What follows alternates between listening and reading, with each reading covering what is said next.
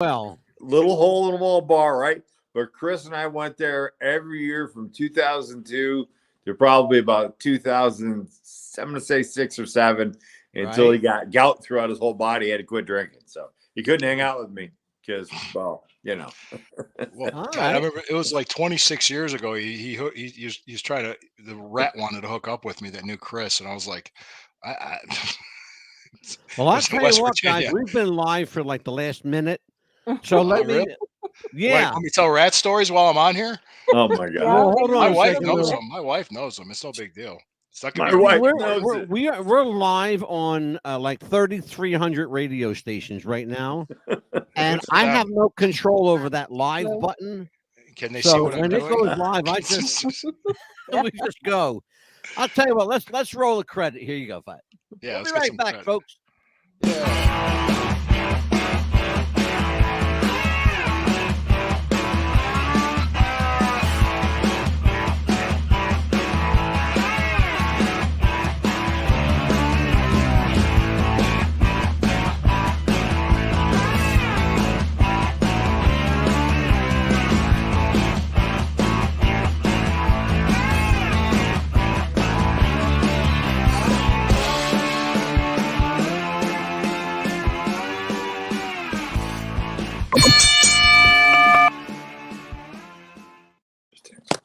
It's 4 o'clock in Los Angeles. It's 6 o'clock in Dallas, Texas, and 7 p.m. in New York City. Hello, everybody.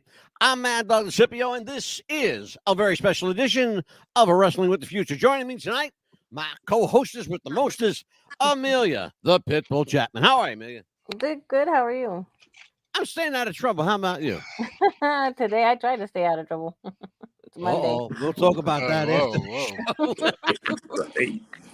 We have a very, very special show tonight. The tortured, troubled, tormented life of Billy Jack Haynes, and joining me in that endeavor, a returning guest, Big Lou Marconi. He's an independent professional wrestler and an NWA affiliate. Lou, welcome back. Thank you. Thank you for having me on. Appreciate it. You're quite Yay. welcome, my I friend. got a Lou, pop you from still do Amelia. that, Yes. you still do that, the Cleveland Talk, that sports talk show? I do the Cleveland Tell Sports Talk everybody Show. about that. At Burning River Browns Talk on every morning at 8:30 a.m. on the Fanatical Elves Network, and every Sunday on Rumble, the Sunday Stew Pot with Corey Castle. Fabulous. And a brand new but familiar sight among mine. This is Cue Ball Carmichael. He calls himself Chris Jackson, but fuck that shit. I like Cue Ball. I don't really call me that. That's just the Facebook's one that it picked to sign me in. I was trying to sign in under Cue Ball, and I went to Chris Jackson. So I know I it's don't a know. bitch, ain't it? Nobody knows who that guy Used to is. use gimmick names, yeah. He is an affiliate of the NWA, NWS. He is a friend of many of mine from the Jersey days. Among them, Chris Pally, a.k.a. King Kong Bundy, and Doc Diamond, big old Larry Z. So let's talk. I'm going to start. Since you're the new guy here, I'm bringing you up here to we'll start talking to you a little bit. Why don't you fill in everybody who doesn't know who you are? Because we had the chance to get to know who Lou is a little bit. Why don't you tell everybody who you are and how you came about here tonight? Okay. Well, I guess from the start, I wanted to go to wrestling school, and I worked at the Broome County Arena in Binghamton, New York. And there was an old guy, Bimbo Larson. He was a fill-in for the WWF days. I remember them well. Yep. He would bump me around a little in the ring, and he's like, I was playing semi-pro football for the Binghamton Jets. And he goes, "You're a pretty big dude. You should really think about going to a wrestling school." And I'm like, ha, ha. He goes, "Why are you laughing?" I go, "They actually have wrestling schools?" He's like, yeah. And he knew I watched it on TV from the time I was a kid. Yeah. So he goes, he gave me 3 places to go. He gave me the Hearts in Calgary. He gave me Vern Gagne in Minnesota. Now, I'm in upstate New York near the snow belt. So I don't want to go anywhere colder than that. So then he gives me Honolulu, Hawaii in my VA school. And also Lars Anderson on the other side of the island ran a school. So sold everything I owned, 1982, way before we had cell phones and internet, and jumped a flight. Didn't know where I was going to stay. Got over there. Within 2 hours, I found a room. I figured out how to get around in a taxi, rented a room, and went to Lars Anderson's first and knocked on the door. And he goes, 6'2", 225. He said, "You're too small." I'm like, "What?" So I went over to my Vias. Yeah, too small. I went over. I was bigger than his champion. So I went over the other side of the island to Leah my Via. And she's like, "Yeah, sure. If you can pay for training, you can go." I said, "I can pay." And, worst thing you could do back in those days, right? What was to pay him up front, Mad Dog, because you know what they did to you for the first 6 or 8 weeks, right? Brother, they stretched the shit out of you. Oh, man, it was terrible, dude. I know a little bit about that. My way into wrestling was by family. My uncle was Phil Zacco. All right. So you know that name. Yep. See, Lou's too young. Lou doesn't know Phil because he's too young. He's too young. He's just a kid. Too Just much of a a white baby. meat baby face. Yep. Right? White meat. There's a term you don't hear anymore. Did I say that out loud? Yeah, right. Let us talk about it's funny to me because I'm the godfather of Lou's first daughter, right? Yes. My wife and I are the godparents of Lou's firstborn daughter. So inside those jokes, everybody thinks is racist. Lou's wife is not Caucasian. Just so everybody knows. All right. My wife. So Lou is not a racist by any stretch of the imagination. She laughed at the joke. She rolled her eyes when I said, "That's a great joke." Well, I tried it on one of the co-hosts on the last Tuesday, the podcast that I was on. Her husband was black, and he laughed. He thought it was hilarious. Well, yeah, of course. Yeah. We love race-based humor here, anyways. I laugh at everything. It's all good. Like this, because when I tell you what, though, on a serious note, when we stop laughing at ourselves, that's where the real trouble starts. Absolutely. As long as you're laughing, brother, it's all gravy. It really is. Tonight we have a very, very special and rather serious show to do. And we want to get right into it. The troubled life of Billy Jack Haynes is the topic. A lot of shows featuring Billy Jack right now, a lot of podcasts, a lot of news programs. Yet again, wrestling is in the news, and not for all the good reasons that it should be. After this amazing WrestleMania, people are still talking about, what about that Billy Jack? Well, let me just tell everybody who might be living under a rock. WWE wrestler Billy Jack Haynes has been charged with murder, according to police in Portland, Oregon. The Portland Police Bureau said in a news release that Haynes, who is 70, has been booked with the Monmouth County Detention Center on charges of murder in the second degree for unlawful use of a weapon after killing his wife, Jean Bencroft, 85. She was found dead in the couple's home in Portland, in the neighborhood of Lentz, the Lentz neighborhood. On February 8th, the police responded to find the property barricaded and Billy Jack weaponed up and loaded for bear inside that home. There was a 9-hour standoff that led to his giving himself up. That's the short version, folks. We have more. So let me go right to Amelia on this one. Amelia, when did you hear about this? And give me your thoughts on this. What was the first thing you thought of? I'm like, no, another wrestler. Oh my God, another one screwed up. What happened? I was just thinking, like, oh my gosh, what had happened? Why a standoff? What was going on in his mind mentally? Was he not wanting to go to jail? Was he on drugs? Was he, was something going on that he didn't want to get caught? Was there more in the house that they didn't want the police to find? Something like that. That's a loaded question, girl. Yeah, there's a lot of questions. Yeah, there's a lot of rabbit holes with this story. So when we are going down every rabbit hole, cue ball. I'm gonna bring you up here. All right. The Billy Jack story, a surprise to you or not at all? Not at all. Not at all. Look, he's been trying to pick a fight with Steve Austin for the last 20 years. He still is. He's still trying to fight him. And he's been arrested for drugs and drug trafficking before. So does anything really surprise you when somebody's involved in that stuff? No. Yeah, no, No. not really. The answer, unfortunately, is no. And I think that's going to be the overwhelming theme of the night. Oh, yeah. I was made aware of this before it broke. I will tell you that. Wow. I have my connections in wrestling go back 50 years.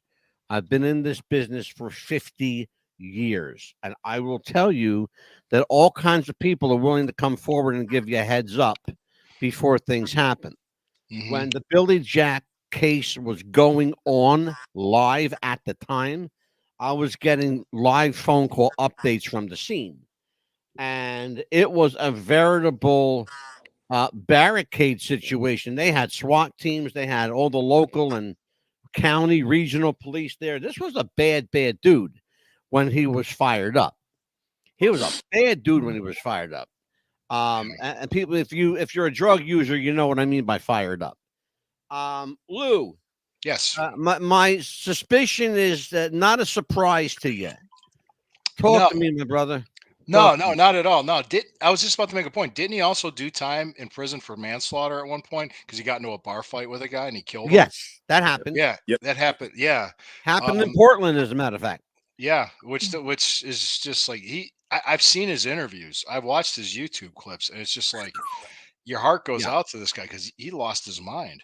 I mean, honestly, You know, it's funny, Lou, because we were talking about that. Millie and I were talking about before we went on the air tonight. And I have to say something, and I think I can pinpoint when this happened. Billy Jack was very, very close with Hercules Hernandez.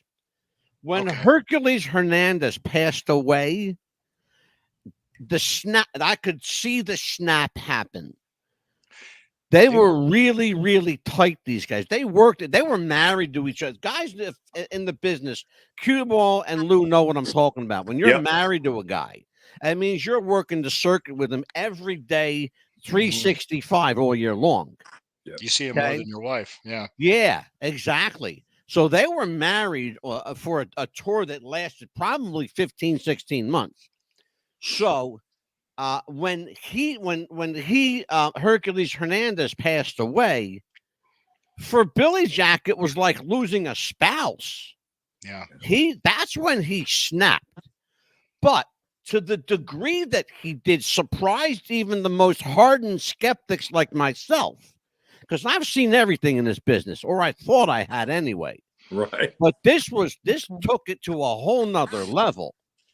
This was like on a whole different level. Do you guys know about the story that Billy Jack told, I guess around circa 1986, 87, about finding two boys on a railroad track? Okay. Yeah, Lou, I want to let you, since you acknowledge that, I want to tell everybody what I'm talking about. Well, okay, this was actually appeared on that NBC show, Unsolved Mysteries. Did you ever remember that show with Robert Stack? I remember the episode. Absolutely. Yeah. Sure. Well, because this was interesting because these two kids in Arkansas went out to hunt at night, and they were doing an illegal form of hunting where they had a flashlight and a rifle. And what the illegal form was, they were going to shine a light blinding the animal and then firing, which was illegal at the state. So they went out to do it, and they followed these railroad tracks. Now, supposedly, like 6 hours later, the boys' bodies were laying on the track, covered in a tarp, and the rifle was laying next to them. Mm-hmm. And the conductor, or whoever was running the engineer, who was ever running the train, kept hitting the horn, and they didn't move. Yeah, and he couldn't stop in time, and he ran them over. Yeah. So nobody knows what happened to him. Now, the medical examiner said they tested positive for marijuana up to they said 20, 30 marijuana cigarettes, which when we heard that, and I was in high school at the time, we laughed. Oh, we said that's complete bullshit. Nobody does that much. Bullshit. Nobody smokes that much. So not at all. So the story Billy Jack said was that it was a drug drop. There was a drug trafficking drop.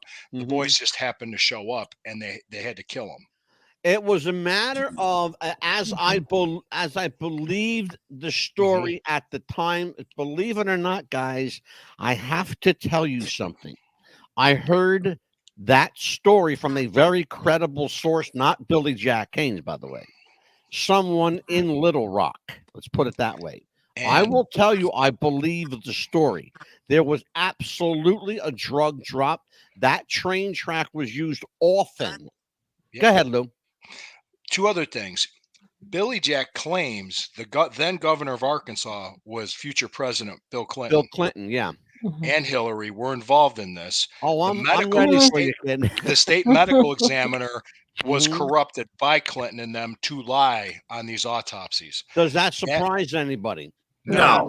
And I'm not being political. I'm just saying this is what Billy Jack was saying. Oh, And brother, this I'll is- be this- political yeah. all night long. I got news for But you. I'm not trying to be. I'm just saying, look, I'm just stating what he said, which I could believe it. I could believe that. I absolve you, but trust me, I absolve you. Okay, you've Just got just like Epstein Father did Angelo's himself, right? absolution. You know? It's all good. But I will tell you that there's nothing. I wouldn't pass a blessed thing past Bill or Hillary. No. No. Because they're as evil as the fucking day is long. Oh yeah. Pieces of shit in skin. Wouldn't Okay. trust those people with anything. The Not trail of death behind not them is a a mile fucking long. thing.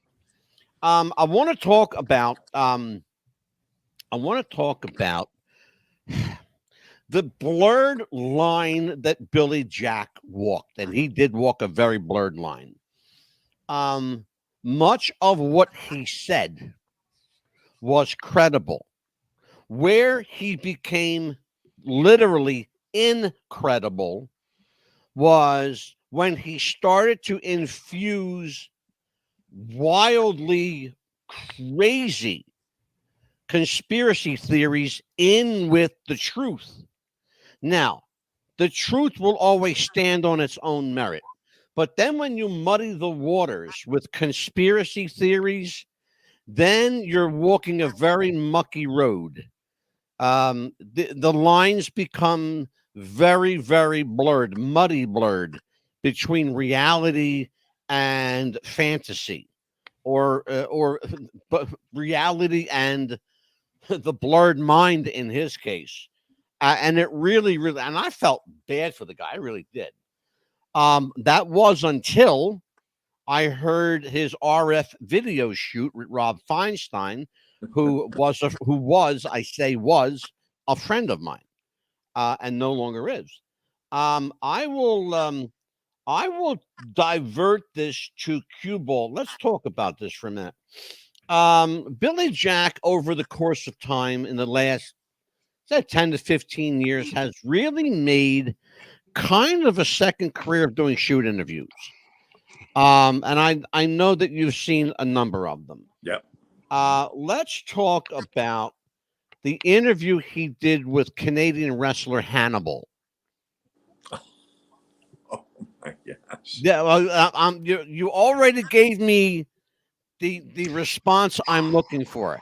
I'm not saying a word, Cuba. I'm going to bring you up on the big camera to tell the world.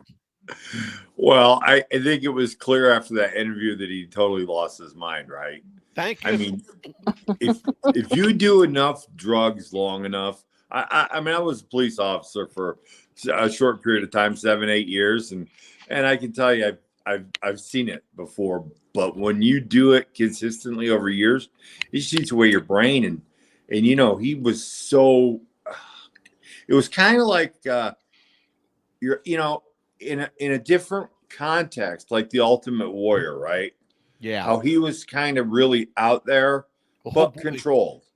And Billy Jack was out there on a different level and uncontrolled. I mean, I saw that video and I saw it twice because I couldn't make any sense out of it. Yeah. He just sounded completely insane to me and angry.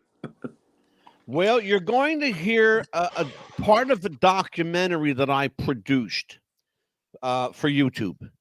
I'm going to play it for you tonight. Before I do that, I want to put the entire story into perspective. So let's take a look at the actual news clip that broke that night, and then we'll talk about it. WWE star was in court and has been arraigned in the shooting death of his 85-year-old wife. The Fox 12's Drew Marine, William Billy Jack Haynes arraignment, and she joins us now live. Drew? He's facing unlawful use of a weapon and murder charges today after the alleged shooting led to an hours-long standoff with Portland police earlier this month. Next matter is going to be page 22, line 3, Mr. Haynes. Former wrestling star William Billy Jack Haynes appeared in court for the first time Thursday after being accused of shooting and killing his 85-year-old wife, Jeanette Becraft, who neighbors say was struggling with dementia. On February 8th, Portland police responded to a shooting at a home in the Lentz neighborhood. They say Haynes was arrested after an hours-long standoff, and then they found a woman, now identified as Becraft, dead inside. Now 70-year-old Haynes used to star in the old Portland wrestling promotion that aired on KPTV and went on to wrestle in what's now known as WWE in the 80s. He and Becraft were known by neighbors as Billy and Jan, and neighbors we spoke with the day of the shooting say they were shocked to hear the news. A great community around here, a lot of veterans that are in my dad's vet as well, and so was Billy. And I did love him dearly, and we loved Jen as well. So, yeah, but yeah, this, like I said, it's a tragedy all around. Evidently, if you don't know the demographics here, the Lentz neighborhood in Portland is quite affluent. Mrs. Billy Jack Haynes, whose name was Jean, where were you? Hold on, folks. Oh, Jeanette Becraft. She was 85. She was apparently worth somewhere around $1.5 million, $1.7 million. Her former husband, or late husband, I should say, was a successful attorney who amassed a small fortune. Billy Jack may have been crazy, but he wasn't stupid. He knew that, I believe he knew that he was at some point going to take advantage of a woman with a lot of money and try to get himself declared as either her power of attorney. Oh. What's that? His mic is off. Yeah. Cue Ball's mic is off. Mute. I can hear you, Chris. I'm here. It's okay. Yeah. I mean, My we're good here, folks. Now his camera's off. Well, he's still there though, isn't he? His camera's off too, it looks like. Amelia, can you hear me? Yes. Yeah. Okay, good. I can hear you. Yes, sir. So it's not on my end. Okay. I think it's No, him. I think it's his internet. I think he might be having an issue down in Okay. Carolina. He's in North Carolina. Well, I'll tell you what. Then we'll just talk until There he There is. he is. There he is. There's Chris. Yeah, Chris is back. Okay. So Mrs. Billy Jack Haynes, as I was saying, had a little bit of cash, and I think, as crazy as Billy Jack Haynes was, he's certainly not stupid. And I believe, as I said previously, and I'm convinced of it now, especially knowing how much money she had. I'm convinced that he was trying to either have her declared incompetent and become her power of attorney, or work his way into her will, which, as I have found out, he was not a part of. Questions or comments? Lou, what do you think about that? Well, it is a possibility. Was he legally married to her? Yes.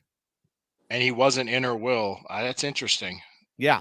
That's interesting how she and I did hear the story when it broke that it was played off like he did this as a mercy killing because she was suffering so badly from dementia. I think, what you probably heard the same thing I did, that he was putting her out of her pain. Yeah, it was kind of a euthanasia thing. Yes. He was playing Kevorkian. Yeah. Did you see how like man? You heard my reaction when we saw him in court, wheeled in a wheelchair. Terrible. Yeah. Oh God. I mean, this was the guy that me growing up as a wrestling fan. Yeah. In the 80s, I think I talked about this. I didn't have internet in the 80s. I didn't have computers or anything like that. So if I wanted to get caught up on wrestling, I went to the store where the magazine stand was, and I grabbed all the magazines. Who's on the cover of all these magazines? Yes, sir. Yep. Billy Jack Haynes, because he looked like $1 million. He was Oh my amazing. God, yeah. You're going to see that tonight too, by the way. Yeah, so that's kind of like to see him like that now. It's like, wow, it's kind of just sad. It's just It breaks your heart. It really does. Yeah, it really, really does. I had the privilege, the honor and privilege, I should say, of seeing Billy Jack Haynes wrestle in person several times. He came in and out of Philadelphia all the time at the Spectrum, and of course the Atlantic City Convention Center, where they did wrestling every month there. And so I had a chance to see, and he was built like a brick shithouse, brother. Yeah, he was built. What year I mean, was he this? was straight up. You know, he was a bodybuilder. You know, he had that bodybuilder physique, like you know Lou used to have when he was. Don't pay attention to him.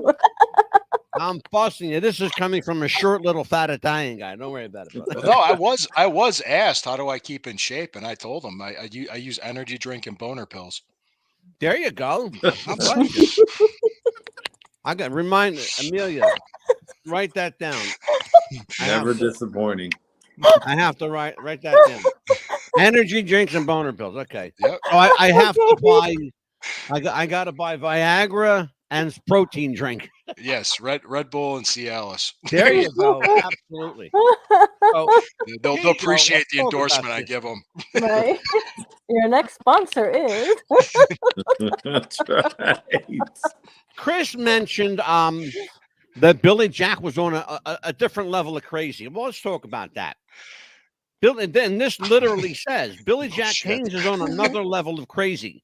Not only is he still challenging Steve Austin to fights to this very day in 2024, he's been fired from various jobs and arrested numerous times for trafficking, threats of violence against people, and a litany of charges too numerous to mention. To add to this, he went on the record saying that fellow wrestler Kevin Sullivan, who has been a guest on my show several times, Kevin's been here a lot, and I like Kevin, and we're friends. To add to this, he said that Kevin Sullivan ordered the murder of Chris Benoit and his wife Nancy, and he says that he was complicit in it. Oh, wait a minute. He ordered it, and was he there? He says he was complicit in it, whatever complicit, quote unquote, complicit in the murder of Chris Benoit and his wife Nancy, and they and quote, they were framed for it. Now I don't know how you frame the victims of their own murder, but hey, you know, again, we're talking about a guy who's maybe not all there. Here's what happens. Some people say this. As of April 16th, 2020, his agent, Eric Sims, who I also know, says that he has, and he's a piece of shit, by the way. Eric's a piece of shit. 100%. Yes, sir. He says that he lost contact with Billy Jack and had no idea where he was as of 2020. In an interview with Canadian wrestler Hannibal, he says that Hannibal says that Billy Jack was in, quote, a low mood, unquote, following the death of his friend, wrestler Rip Oliver. That also happened, by the way, when Hercules Hernandez passed. He got very moody, very solemn. He also said that he has no idea where Haynes may have gone, as he seems to have, quote, fallen off the grid. This is important to note that this is at this time is when he resurfaced again, married in Portland, Oregon, to Jeanette. Again, for whatever reason, her last name keeps eluding me. Beecraft, Jeanette Beecraft. So we can talk about this. We're gonna go down this rabbit hole. Was he on a bender, fellas? Did he go off the rails? Was he doing drugs again? Or was he, as he says, in witness protection? And why would he need to be in witness protection? Because he says he was in WITTEC. Yeah, sure he was. He used that word, WITTEC. From himself? Yeah. If you know the witness protection program, people in the program never say witness protection. They say WITTEC. And being a former police officer, Chris Jackson knows that. Yes, sir. Yes, sir. He was hanging out with Henry Hill from Goodfellas. Well, I actually met Henry. Henry Hill from Goodfellas was a reference. Henry was a good fella. Henry Hill.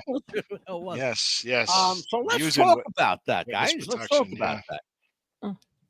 Well, Sure. we got to talk about this because there are things going on here, and I know we're making light of it, but I don't want to do that. I wanted, because this is a man with some serious mental and emotional baggage who may, even in custody, may hurt somebody. It's happened before. Vern Gagne killed 2 people in an old folks' home. People don't know that, but he did. He did. Okay? So we're talking about something quite serious here. Wrestlers know how to hurt people. Even wrestlers that aren't mentally competent especially know how to hurt people. Chris, you want to take this one? Yeah. What do we do here? How do we handle this? This guy's got to be in protective custody for everybody else around him. I mean, he can't be in Gen Pop. He can't be in a 40-man pod. He's got to be in a cell of his own for everybody's protection. I mean, he's, who knows what he's going to do? Obviously, clearly, he hasn't thought right in years, right? Yeah. If you're trafficking drugs, you don't want to be your best customer. And I think he probably was.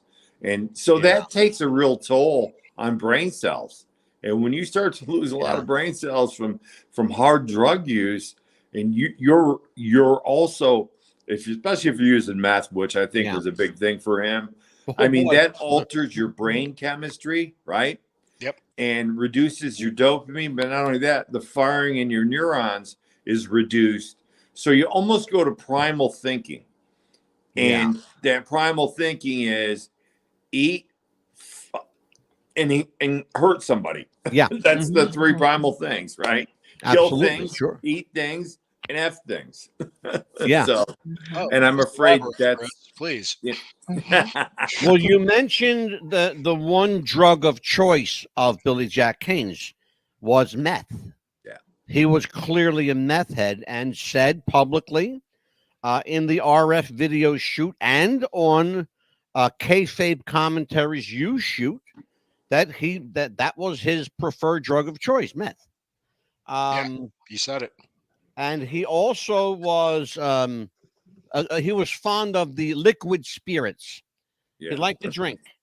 But he Bad wasn't a beer guy. Most wrestlers that I've known are beer guys. He wasn't a beer guy. He was a whiskey kind of guy. Like Harley. Harley was a whiskey guy. Harley drank beer, but he was a whiskey guy for sure. I want to talk to Lou. I'm going to bring you up here too, kid. All right. Let me bring you up. Let's 50 talk years old. about I'm a kid. I love it. Right? Let's talk. Well, you're still younger than I am. With you. I want to talk about the implications of Billy Jack's career on future generations who may have either gotten into the business because of him, or he was inspired. Someone was inspired to get into the business because of Billy Jack. And it's not impossible. A lot of people you guys know, you're wrestlers. Yeah. You get into this business, Lou, because somebody inspired you. They were a role model. They were the juice that got you going.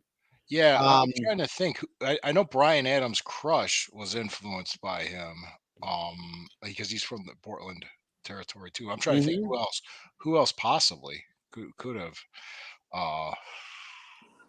And it doesn't even necessarily have to be someone known. Even yeah. We're gonna look at a video that I produced for YouTube in a second, Lou. But before I want you to elaborate on the lasting impact on. No, seriously, I want you to elaborate on the lasting impact of Billy Jack Haynes' professional career. Will he be erased from the books? No. as WWE seems to like to erase people from history, as if they never existed or it never happened. How long was he at WWE? What, maybe a year or two? He did one. No, sir. I remember. I'm trying to remember. WWE on and off for 11 years. On and off for 11 years. Okay, On 'cause and remember he off did for one 11 WrestleMania where he worked Hercules Hernandez. Well, that's when Vince was in his queer phase for bodybuilders, right? Billy Yeah, Jack. Yes, sir. No, you're Billy Jack and absolutely the right. Hercules were the first two guys. And Yeah, Vince Absolutely. just Oh, yeah. loved them. Yeah, yeah. Let me tell you some bodybuilders in the late 70s and 80s were like, Vince McMahon's euphoric juice. Yeah. Yeah. That was his protein drink and boner pills. He liked anything that had muscles. True story. True story. Yes. True Well, story. And I'm not lying. You guys know. I'm thinking he's not going to be erased, but I'm waiting to see next season there'll be a Dark Side of the Ring about this story, about this man's life. And it's just going to be heartbreaking to watch. It's already in the works. I can tell you that that Jason is already on it. Jason Eisner is already on it. Jason's been on the show before. The producer of Dark Side of the Ring has been a guest here. And I know him fairly well. I know him to have a conversation with him. Yeah. But I will tell you that will be one for the books for sure. Yeah. Because it's going to be at least a 3-parter. Yeah. At least a 3-parter. There's a lot of stories about him. Oh my God. The stories from wrestlers range from of sound mind and body to batshit crazy. Yeah. Where do you stand in that rather wide parameter? I've never interacted with him or met him, to be honest with you. I never did. The time I've been in the business, because I never been in the same place he was. The stories I've heard was that he was a very soft-spoken, just kept to himself. He was but they said don't piss him off. You're going to hear that. You're going to hear that. Don't tonight. piss him off. So I'm kind of like, it's maybe as he got older and the drugs took over and he started losing his mind gradually. I think it happened. It was a gradual thing. It got worse, but maybe when he was younger, it was just like, hey, he's a guy with a short fuse. So a wrestler with a hot head. So that's really, what a surprise. You're going to now, this is about 3.5 minutes. I want you guys to pay attention to this. Amelia, pay close attention there. I want her eyes just plugged down. All right. Her eyes glazed over a little. Like, what am I watching here? Take a look at this video. We'll talk about it on the other side. Here you go. I produced this for YouTube. Jack Haynes, former World Wrestling Federation wrestler. Today I come with no mask. I come with no hidden voice. I come to you straight face to face because this is reality, man. Don't hide nothing. 30 years ago, I witnessed the murder of 2 teenagers on the railroad tracks August 23rd in Alexander, Arkansas. 27 years of that, I was a drug addict on pain pill medication. I become clean. It kept bothering me and bothering me and bothering me, and finally, when Seth Rich was killed July 10th, I knew that was a message to me because that's my birthday, July 10th. So here I am coming forward. I agreed to assist with security at the drug drop site. While conducting security for the drug money drop, I witnessed the murders of 2 young boys, Kevin Ives and Don Henry. They were murdered by other individuals who were working for the same criminal politician. Their bodies were placed on the railroad tracks to be mutilated by a passing train. In late 2016, I contacted Linda Ives and informed her that I was on the railroad tracks, and when her son was murdered, I was there. I have since met Larry and Linda Ives and their private investigator, Keith Ronsaval. I gave them a statement outing everything that I knew about their sons and Don Henry's murders. All right, fellas. In his own words, Billy Jack Haynes, you heard him from sublime to raising his voice quite substantially. Whoever wants to jump in here, Amelia, Lou, Chris, who wants to jump in here? Go ahead, Chris. You know, he tells the story so vividly. Yeah. You have to think, like my partner, the first 2 years in law enforcement, just ended up shooting a guy a year ago. And even though it was, he had no chance to not do it. The guy was on PCP. He was huge. He kept coming, tased him. He just pulled it out. He was the only officer there. He had to take his life. And I've been talking to him a lot last year, and he's just now able to go back part-time, but he's not even carrying a gun. So I kind of know sort of what happens to somebody that takes a life. And if you can imagine Billy Jack being there and being a part of that, and probably could have stopped it, but didn't. It makes you wonder if that wasn't the impetus that drove him down the road of a hard addiction. And maybe that, and losing Hercules and losing other friends, maybe that just drove this guy. I mean, we got to look at everything. You know, we got to look at the totality of circumstances, as we say in law enforcement. You see this guy go to pieces after this alleged incident, which he recalls with extreme clarity. Great clarity. I mean, if you put this guy, if you as an officer, Chris, put this guy on a stand in court, that jury's going to convict whoever he's testifying against. 100%. He's that believable. 100%. And you're making the point right now that I was setting up earlier. There's that fine line between his incredible believability and the quote unquote batshit crazy Billy Jack, the conspiracy kook. That it's like that water has been so muddied. How do you separate the dirt?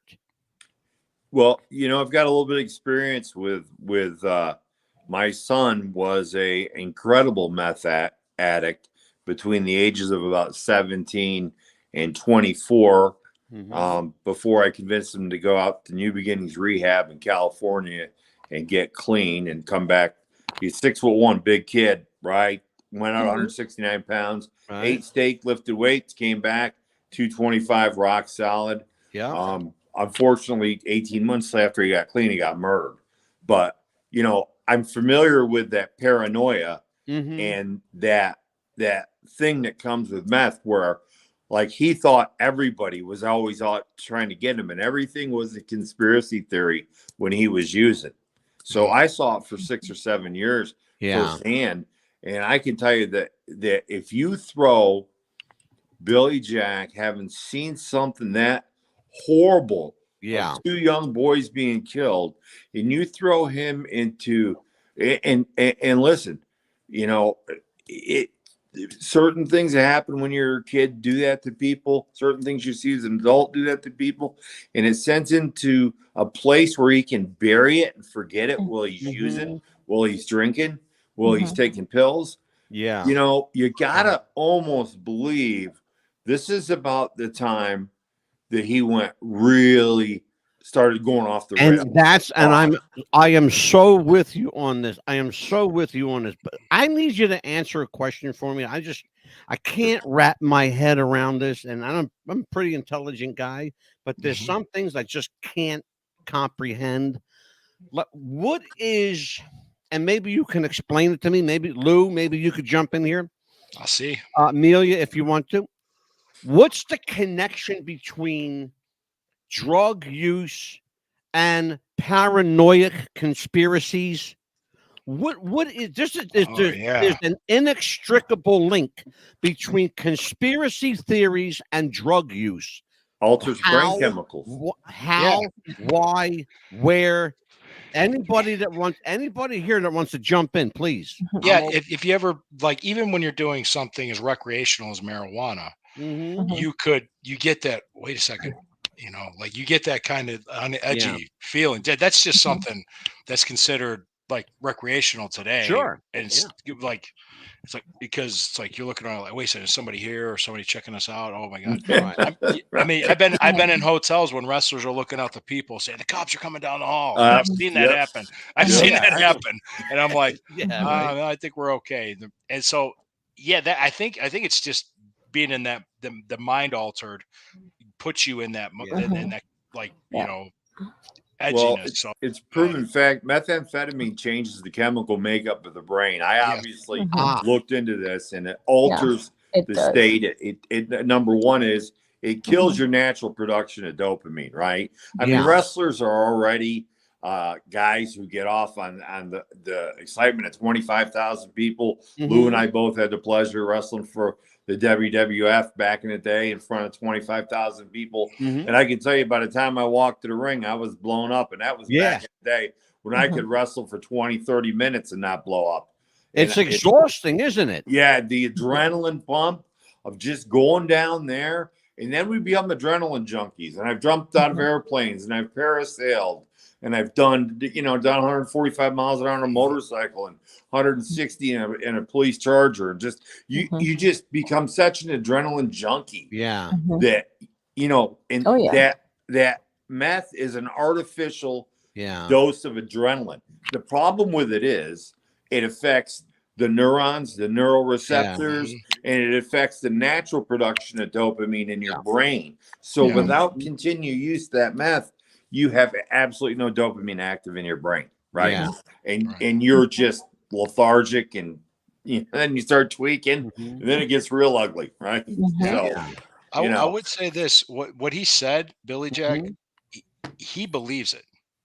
True or not true, he believes what he's saying. That is incredibly crucial in his overall believability, and not only as a person, but as someone who allegedly witnessed what clearly appears to be a crime happening. Yeah. Because now you're talking about not just him as a person, now you're talking about him as a potential witness. Right. Where'd he go? He went to his, I guess, went on the light or something. Turn his light on. Turn the back light on. Yep. Yeah, because the ambient light is going away. Dark. Well, I look better in the dark, but let me state for the record, I'm not an adrenaline junkie. I'm not jumping out of shit. I'm a pussy, and I like sitting in my chair. Now that we've got that straightened out, I get my adrenaline a different way, but we there you go. I hear you. Yeah. Now, Amelia, speaking of adrenaline, Amelia, make the because you're familiar because of what you do for a living. You're familiar with dealing with people with substance issues, those kind of problems, being in the medical profession. Well, I know firsthand from someone that was on a drug, crack, and they got so bad with adrenaline that they literally ripped our door.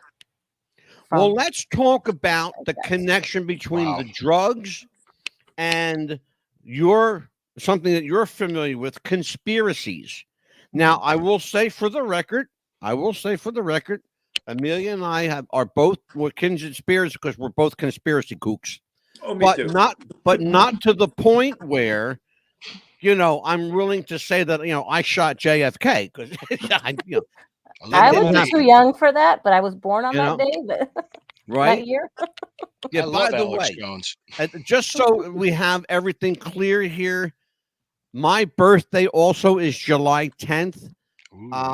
So I have to absolve myself from the Billy Jack, mojo here. So we're not all crazy, only a little bit.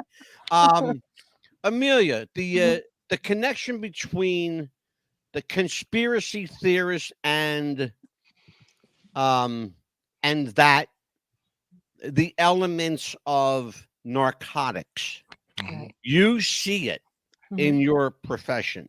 Yes, we just heard Chris talk about it firsthand. Can you shed some light on this from a medical standpoint? Give us a little heads up. But yeah, people will believe what they, like he was saying, people will believe what they see and hear because they're going to try to make a story up and they're going to try to make it so convincing to everyone that they're going to want to make it believe. And if they say, oh, well, look at that, I heard a rocket fire or I heard all these noises, they're going to say it so convincingly, they're going to want to make everybody believe the story from A to B. And they're going to say And it's so perfect. that's really important, what you just said. That's critical, in fact, what you just said. Is Chris and Lou, is it, as Amelia just said, is it crucial that the individual has someone who not only supports them but believes them? How important is that? You want to go first, Chris, or you want me to? Yeah, well, you know what? There's no greater con man than a good person who uses a lot of drugs because it changes them, right? It does. It much does. And Yes. they will talk their mother out of their last dollar. Yes. I've met people that have done that. So, yeah. you know, and they want everybody to believe their conspiracies too. So, Mhm. but what I find is that this story that he talks about in the railroad tracks has a lot of facts around it, right? Yes. There's a lot of facts, and that's really before he was completely gone.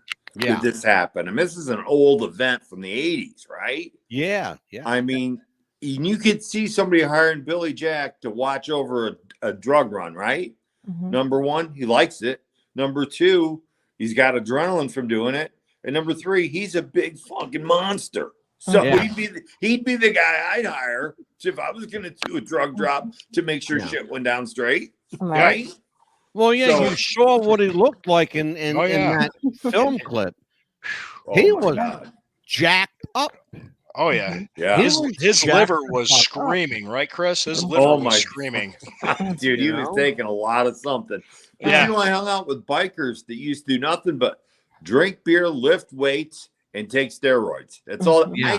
I would see them eat once Well, a day, but they You would know, you drink. just opened the Pandora's box They there, would Cue Ball. lift, and they would get big just like he was. I mean, You it's just crazy. opened up the Pandora's box, Cue Ball. I Carmichael. did. People have systematically blamed everything and then some on the illicit use of steroids. First of all, we should be clear about something. PEDs. Steroids are legal in 47 of the 50 states in this They don't know what the hell they're talking about. Yeah. Performance enhancing and drugs. you know have what? been in And I sports believe that, since Lou. the 50s. I believe that, Lou. They don't know what the hell they're talking believe about. What are you laughing at, Amelia? Who knows? Oh, I got you. Okay. I didn't see that. I didn't know that Lou Yes, spoke he's sign pointing at me. language. Okay. I He made her was laugh. skiing. I think he was skiing. Yes. Double That's fisting. sign language They're for full, beat they're down. full of shit. They're full of shit. Well, Go there's ahead, a sir. fine I didn't mean to interrupt you, Mr. May. No, Go ahead. There's a fine line between using PEDs and abusing PEDs, right? Thank you. That's true. the difference. We should make a valid point of the fact that performance enhancing drugs are legal in 47 of the 50 states. Yes. Oh yeah. Okay. Mhm.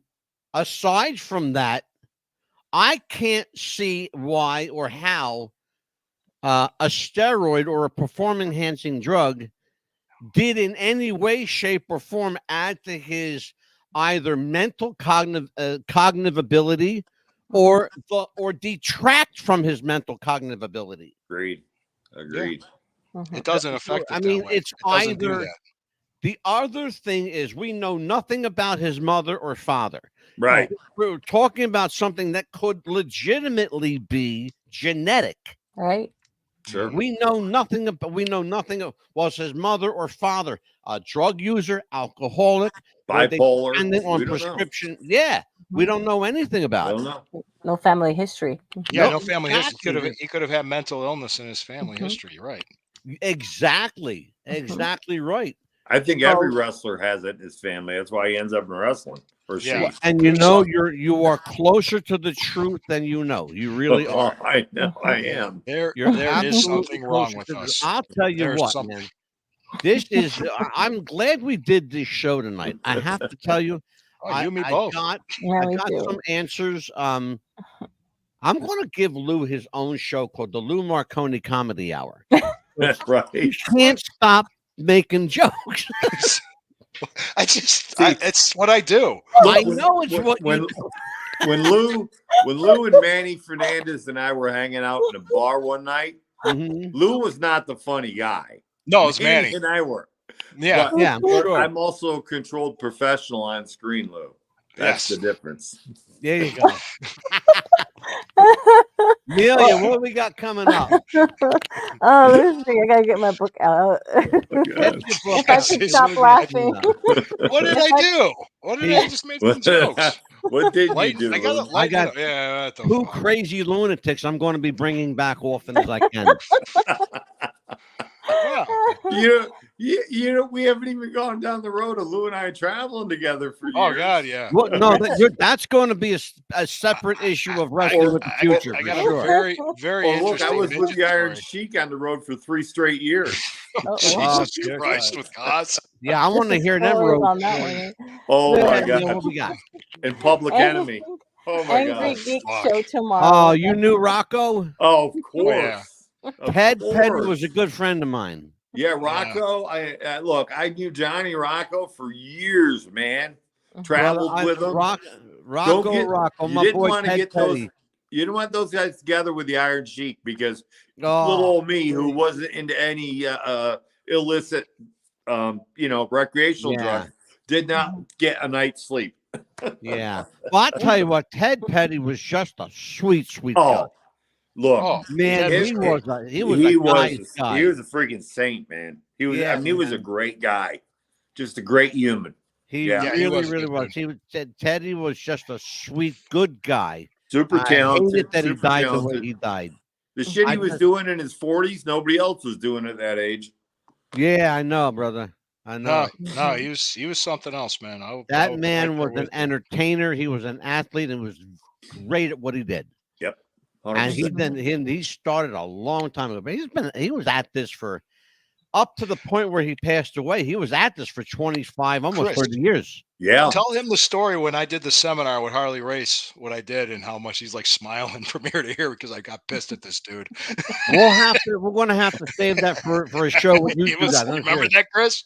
I'm up against the clock here, you guys. Amelia, what do we got coming up? Tomorrow we're going to be talking to the Angry Geeks about conspiracy theories. The Angry Geeks tomorrow night. Conspiracy theories abound with the Angry Geeks. I could do that show too if you need. I'm just kidding. Well, we're gonna bring you guys back. Amelia and I we already talked about it. She watches my Sunday Stew Pod show. She laughs her ass off. I lost control of this show an hour. He's funny on Sundays. Yeah, the Sunday show. Cue Ball Carmichael and Big Lou Marconi. I don't stand the fucking chance with this. I lost control of this show. I write shit. The thing is with Corey, the key with him is I can't run the joke by him first because he'll laugh when I first tell it, but then if I tell it on the show, he knows sells it, and I'm like, run it by Amelia. She's a great audience. There you go. Yes. Just surprise him from now on. If she laughs, it's funny. Yeah, I don't. That's what I do. I don't tell him. I just do it and just get his natural reaction. You gotta do it that way. Organic. It's organic. I prefer organic reactions. Yeah. And there's a way to be funny and on the edge without crossing the line. That takes real talent because a lot of idiots cross the line. That's not you, dude. You cross the line all the time. Me? Oh, you just seen that show. You have to. It was great. You have to send him that link to that show. Said, look, here's the key: is you can't cross the line. This mofo crosses the line constantly. You have to send him that link to that show. That's too funny. What show? What show? Oh, my show? This Stupot. Yeah, it's great. What, send it to Mad Dog? The reel that I did? No, to Mr. Jackson. That's funny. To those of you around the world listening, hoping to hear. Everybody calls me Q. So just Q's good. Oh, okay. Q's good. He sees he's a part of it. He sees it. He tells me. To my audience around the world, waiting to hear on the record, you're going to have to wait a little longer because Chris and Lou aren't done yet. Fuck that. That's fine. All right. Amelia, what else we got? We get it. We get it. Yeah, just, We have, yeah, if there was a trap door, we'd be gone. So, we'd be like, what's gone? fuck. I'm having fun. Go ahead, Emil. And then Wednesday, we're gonna be talking to. In Oh, I'm so glad conversation you had me on. I remember you from years ago in Jersey. Will you let her talk? Let her talk. Yeah, sorry. She has I'm a job sorry, to do, Amelia. Chris. That's I was talking to Mad Dog. I was like, yeah. There you go. In As soon as I conversation- heard the name, I'm like, I know that guy. I know that guy. This fucking guy. I've This been fucking around a guy. long time, bro. I've been around the business a long time. Well, we've been around years. 50 years. I've been around 42. So, you know, we Yes, crossed sir. paths somewhere. Yeah, We yeah. know You're a lot Oh, of I'm You're sure. old. Well, you worked for my friend Gino Moore and Joe Panzarino. Yeah, absolutely. He worked for me. I worked yeah. for him. Yeah, Yep. just And throw you it. worked for my buddy Dino Santa. You and Oh, I can yeah. talk. Dino. Yep. Yeah, Absolutely. do it in Spanish. Did you, Chris? Did you ever work for Ricky O, up Jersey Pro? I didn't work for Ricky O. I worked for Dennis Craluzzo. Oh, Dennis. Oh, Dennis was a good The friend of mine. NWA and Larry. And I worked Larry I worked- Sharp. Yep, I worked a lot of shows with Donnie B when he was running. Oh, sure. Big Slam when he was running. Walt, I my friend used to Walt, do- the late Walt McDonald. Yeah. Yep, I used to do a lot of shows in Central New Jersey, and I can't think of the name of the guy that we worked for. Was But- it Tommy Fierro?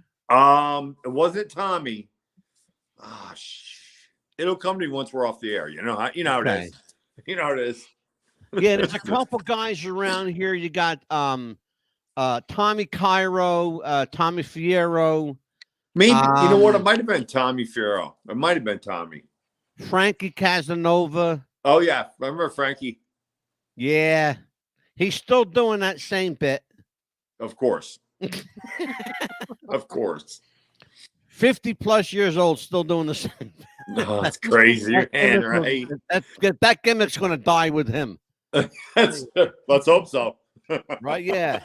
Well, I'll tell you what, folks. We will be back tomorrow with the Angry Geeks on behalf of Big Lou Marconi.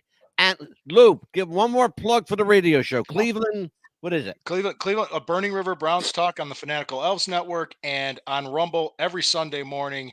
It is the Sunday Stew Pot. And Chris, plug away, my friend. Real Cue Ball Carmichael on Twitter. Just Real Cue Ball on Twitter. You can get me. Got 30,000+ followers on there. Friends with Matt Hardy, a lot of wrestler guys. So jump on Beautiful. Twitter, grab me, and hook up, and let's go. And Amelia, where can people reach out to the Pitbull? This guy, this fucking Amelia guy. Valerio Chapman on Facebook. This fucking guy. You'll find me there as well. And of And you course, can here find on her at Extra Life. Amelia Texas Girl 1971 on TikTok. We have more.